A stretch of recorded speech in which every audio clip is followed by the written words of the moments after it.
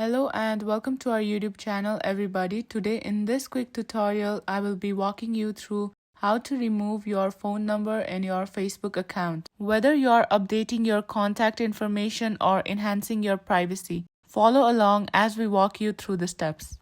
Begin by opening your Facebook app and log into your account using credentials.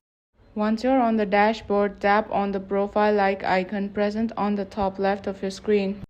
Then go for Edit Profile option.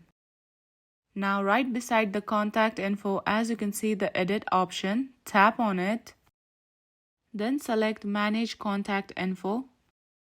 After that, tap on the phone number that you would want to remove. Then go for Delete Number.